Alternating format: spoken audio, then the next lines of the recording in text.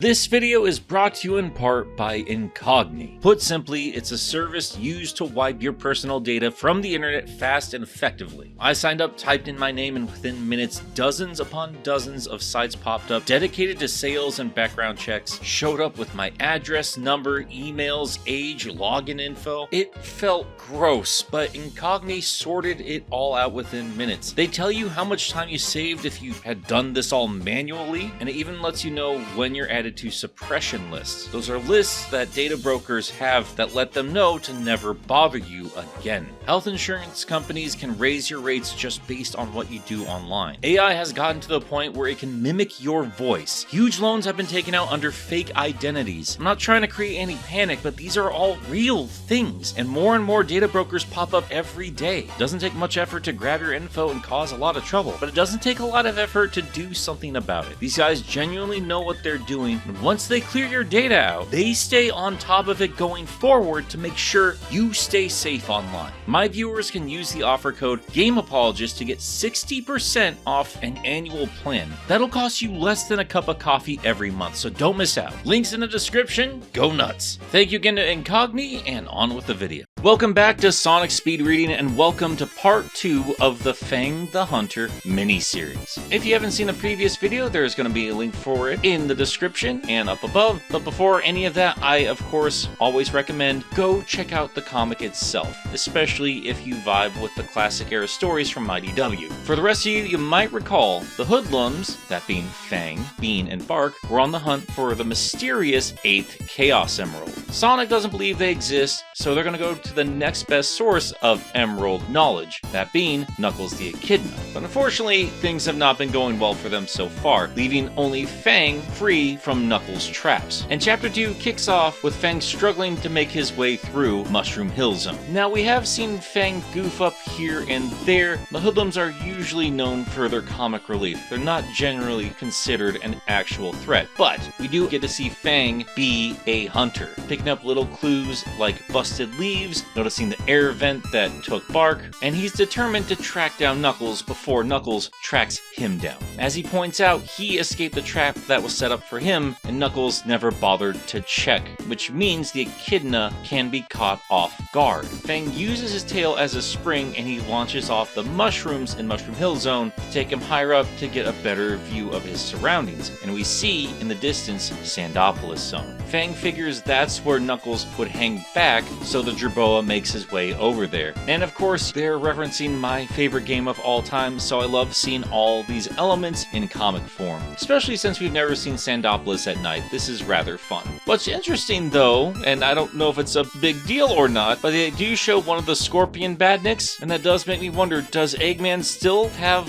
some sort of presence on Angel Island, or are those just leftover Badniks that Knuckles never bothered to clean up? I'm overthinking it, but just something I noticed. And once again, I find it interesting that Fang can keep his priorities in order. He does love collecting treasures and things of that nature, and he looks over Sandopolis, wondering how many priceless relics could be found there, but he's determined to keep his eye on the prize. He wants that 8th Chaos Emerald. So, he needs his sidekicks, and he needs to track down Knuckles, plotting to himself the best way to tackle the Echidna. Not an easy task, especially on Knuckles' home turf. So he tries to think like Knuckles. Fang assumes that the Echidna would take the high ground and watch for Fang's approach as he attempts to avoid pitfalls and traps. They don't overly explain just how Fang attempts to get an upper hand on Knuckles. We just get a couple of cute panels showing some stuff from the games, but by the end of the page, Fang has indeed gotten the drop on Knuckles, and he calls in the Marvelous Queen,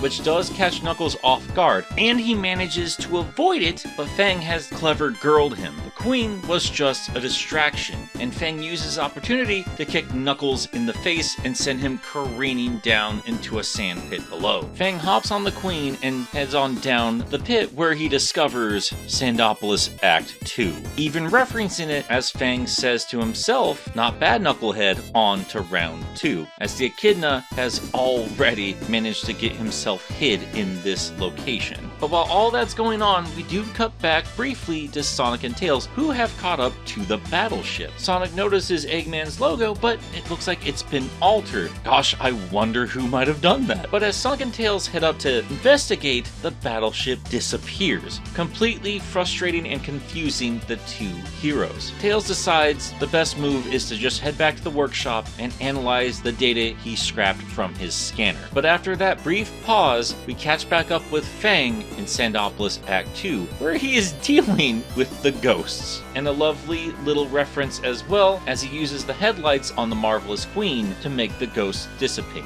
If you played the game, you might remember they hate light. But while Fang is dealing with ghoulies, that leaves him open to an attack from Knuckles, and the two go tumbling down the sand slides of Sandopolis, with the ghosts just looking on. I know it's not a big deal, but you know I like it when they over-explain silly little things. I would love backstory for these ghosts. Were they a different civilization? Were they the ones that built Sandopolis? Are they separate from the Echidna tribe? And if so, what kind of species are they? Ah well, we'll leave that obnoxious over-analyzing for another time. Eventually, the Echidna and Jerboa tumble on down to the bottom of the sand pit, where we find Bean and Bark tied up. Fang scolds the two for getting caught in the first place, and Knuckles gets back up in an attempt to continue their fight. Fang is proving to be quite the match in many ways, but he doesn't stand much of a chance in a one-on-one fist fight with Knuckles the Echidna. But he's not here to fight fair. He whistles for the Marvelous Queen, which cuts down his two sidekicks just as he's punched in the gut by Knuckles. But before the Echidna can lay down the final blow, he's surrounded by Bean and Bark. But Knuckles does not care at all. He will do whatever it takes to protect the Master Emerald. But Fang tells him he doesn't care. He is trying to hunt down the 8th Chaos Emerald. But Knuckles, in his own crude way, comes to the same conclusion that Sonic did. He assumes Fang means the Master Emerald when he mentions the 8th Emerald, telling Fang he will not be tricked with wordplay. But Fang reassures him he's not after the Master Emerald. And we once again go down the list. The 8th Emerald is either orange or gold or rainbow. But just like Sonic, Knuckles has no idea what they're talking about and tells them to just get off his island. So while that was a fun little romp, unfortunately for the Jerboa, this was yet another dead end. As the trio flies away, we once again see the frustration of Bean and Bark, with Bean once again speaking for both of them, saying this is a giant waste of time. Fang can either get them a real job or they're gonna bail. But Fang once again reasserts his dominance. They are flying over the ocean. They're more than welcome to leave right now. Nervously, Bean and Bark once again agree to whatever Fang wants to do. Once again, I do appreciate seeing this dynamic. Usually we get the buddy-buddy of Sonic, Tails, and Knuckles and all those guys. We rarely get to see the nastier critters and their point of view. Fang may be the star of this show, but he is certainly no hero. But fortunately for him, Sonic and Knuckles were not his only leads. Some of his research pointed him to a super remote island. Legend says this had some kind of treasure that was connected to the Chaos Emeralds. It's not much, but it is his last lead, so they head to this said island, and if you know your classic Sonic, you know this is Neutrogic High Zone from Knuckles Chaotix. This facility has long been since abandoned, and it looks so cool. I'm sorry, I completely geeked out when I saw this. I love seeing these elements that rarely get any kind of attention, and I love that they're bringing it into the lore. I was curious to see how they were going to incorporate Knuckles Chaotix into this more modern tapestry. So far, they only really hint that there were treasures that were related to the Chaos Emeralds. Obviously, they're alluding to the Chaos Rings. Oh man, I hope this is not the last time we see this place. But it might very well be. As Bean points out, it looks like this place might implode at any given minute. But unfortunately, they can't leave even if they want to. The Marvelous Queen has been put through its paces, and it needs its batteries recharged before they can take off again, so they might as well explore the island. And as Fang is doting over the Queen, he speaks out loud some of his particular ideas for the 8th Emerald. If it does turn out to be real, he might just use it as a power core. Yeah, he does like getting paid for his job, but he loves that ride of his. is, and having infinite power would be just the thing it needs. But that would cut Bean and Bark out of any sort of profit, so once again, we're seeing a bit of disconnect between Fang and his two cronies. They soon come across the level select screen of Knuckles Chaotix. I love this. Fang attempts to use it to gather some sort of data, but unfortunately this place is a bit too battered up. It's basically worthless, and unfortunately for them, the room is flooding. They hop onto the Queen, but again, there's not much they can do about that. They are stuck. But just then, a crane arm smashes through the roof and picks the Queen and the three up, revealing none other than Eggman. And that is where this particular chapter ends. Now, it was fun spending more time with Fang, Bean, and Bark, but obviously it's hitting me right in the nostalgia in spots that affect me the most. I of course love seeing more of Angel Island, especially zones from Sonic and Knuckles, but easily my favorite part was seeing Neutrogic High Zone again. I do love the allusions to the lore of Knuckles Chaotix, and of course, since it's here, that does mean it is obviously canon to the larger lore of Sonic, or whatever they're trying to put together these days. We've had that confirmed more than a couple times at this point, but I always love seeing more elements of that game. I'm so thankful Sega is not hiding away all those elements. Now, if they could just re-release the game in some sort of collection, we would be dandy. It does break my heart a bit to know that the place is flooding. I think they were getting at this place sinking underwater,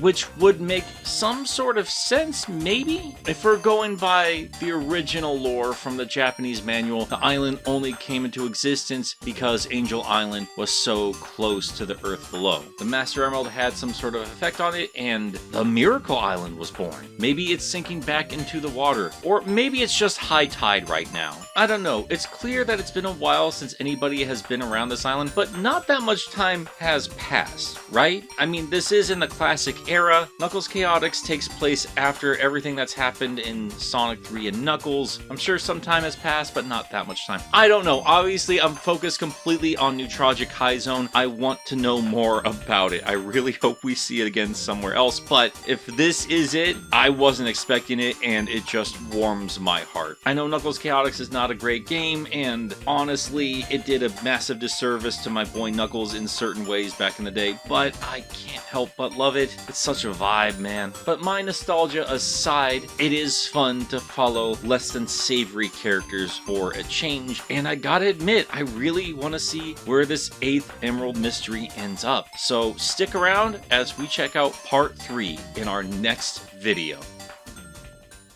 Before we head out, I have to thank the patrons who keep me alive. That includes Kyle Winter, Cyrus the Skeptic, Joseph Duncan Sonic 2 Blue, Josh Strider, Casey Monroe, Trey Nobles, Hatsworth, Tiny Jericho, Ginger Bob, Jack of All Spades, Tristan Trapp, Meekers, Dun Dun, Quote, Resident Fanboy, Miles the Proward, Singer J199, Sam Webster, Fish Flop, Lucas Lipker, Bad Pal, Jonathan Dobbs, Clover Chats, Hyper Mecha SP, Cecil the Galade, The Dark Neon, Stefan Placonica, Dream Monic, Graham J. Hall, Lenny X, Wayne Is Boss, Letteric, David 20 Covers, and remember, CG Forever, Kaylee Ann Williams, The Lumberjack, Trash Baphomet, Enerjack 5, Grayson Coniger, Xerxes the Renegade Jin, Ken K, Ven 101, Sindarin 7, Rabbit with a Knife, Twilord, Oh No, I've used up all the helium. What am I meant to do now? Eric Delgado, Crimson Rose, Municent, Roxas the Cat, Godzilla, Akuda of Salt, Gleam the Anomaly, Alexander Watson, Neil Gampa, Conan Kudo, Tenric Terror, the Lex, the most powerful ship in the 2 universes, Native Nerd 27, Kaido Prower, Spearmint, Duo, the Cat, Omega Man 21, Penn Adelaide, Jamie Torres Jr., Daza S, the world's most unironic 8.5 tail stand, one more Sonic robot, a slightly evil robot, MT Mecha, Gob, Charles the Green Dragon, Bowden here to remind everybody that manatees are awesome, the RSI, Radiant Starlight, and OGreatGames.com. Thank you all so much for your support, and I will catch you all later.